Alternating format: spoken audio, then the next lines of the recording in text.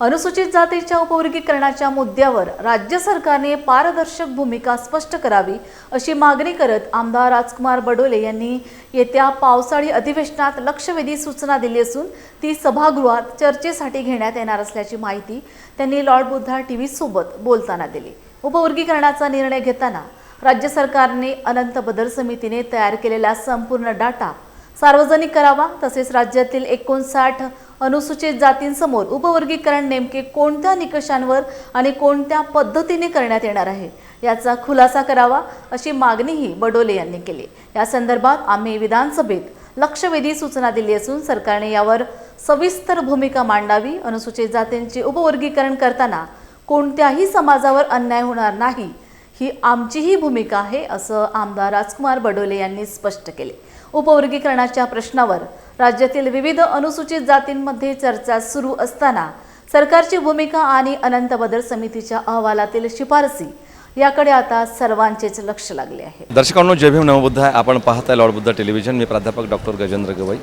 आज आपण आहोत आता मुंबईला विधान भवनाच्या समोर, कारण कालपासून या ठिकाणी विधान भवनाचे या ठिकाणी पावसाळी अधिवेशन सुरू झालेले आहे आणि या अनुषंगाने गेली मागील 3 महिन्यापासून महाराष्ट्रामध्ये एका विषयाला घेऊन खूप मोठी चर्चा होते आणि तो आहे अनुसूचित जातीतील उपवर्गीकरणाचा प्रश्न।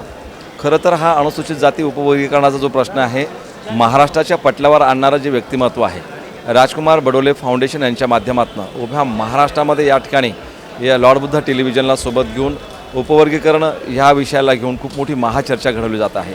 एकंदरीतच आपण हे जाणून घेणार आहोत। आता कालपासून अधिवेशन सुरू झालेलं आहे। आज अधिवेशनाचा हा दुसरा दिवस आहे आणि आमदार राजकुमार बडोले तसेच माजी सामाजिक न्याय मंत्री यांच्यासोबत आपण हे जाणून घेतो आहोत। सर, जय भीम नमो बुद्धाय।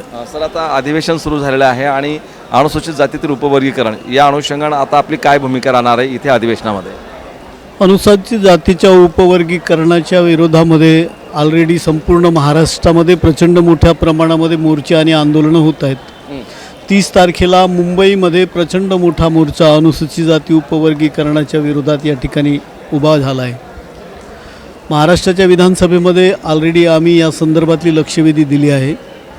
आमची सरकारला विनंती राहील का अनंत बदल समितीचा जो डाटा आहे तो सरकारनं पहिल्यांदा सार्वजनिक केला पाहिजे आणि महाराष्ट्रातल्या 59 जाती ज्या आहेत उपवर्गीकरण अनुसूचित जातीच्या, यांना कशा पद्धतीनं सरकार उपवर्गीकरण करणार आहे त्याबाबतीत संपूर्ण खुलासा सरकारनं या ठिकाणी करावा, डाटा उपलब्ध करावा आणि त्या संदर्भातली ऑलरेडी आम्ही लक्षवेधी या ठिकाणी दिलेली आहे। ती लक्षवेधी या ठिकाणी लागेल आणि निश्चितच अनुसूचित जातीचं उपवर्गीकरण करताना कुणावरही अन्याय होणार नाही, कोणताही समाज त्याच्यावर अन्याय होणार नाही या पद्धतीची भूमिका आम्ही घेतलेली आहे।